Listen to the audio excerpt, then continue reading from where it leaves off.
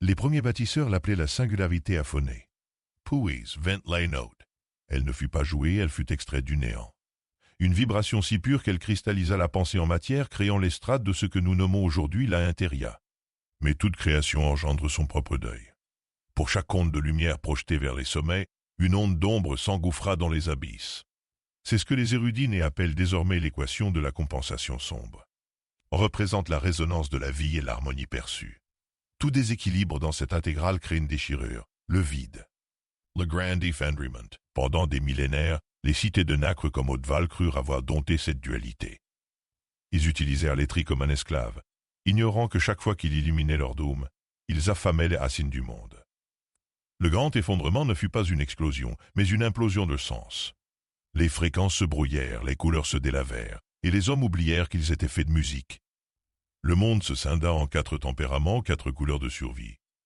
Le rouge de la dominance pour ceux qui voulaient forcer le destin. Le jaune de l'influence pour ceux qui cherchaient encore le lien. Le vert de la stabilité pour ceux qui voulaient simplement durer. Le bleu de la conformité pour ceux qui cherchaient l'ordre dans les décombres. L'annonce de l'encre. Dans les vieux parchemins de Silandra, il est écrit qu'au moment le plus sombre, un enfant naîtrait au milieu du fer et du charbon. Il ne serait ni un roi ni un mage. Il serait une encre, un point fixe capable de supporter la dissonance du monde sans se briser. À Valseret, petit village perdu dans les brumes d'Aiton, un jeune apprenti lève son marteau. Il ne sait pas encore que le métal qu'il frappe n'est qu'un écho.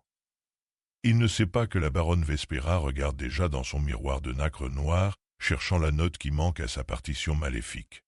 Il ne sait pas qu'il est la fin du silence, la première résonance. Le ciel d'Aiton se tête d'un violet inhabituel. Les oiseaux de phase cessent de chanter. Quelque part, un soldat déserte, une elfe s'exile et un mercenaire sent son épée vibrer d'une fréquence nouvelle. Le vide a fait. Mais la note, elle, s'apprête à retentir de nouveau.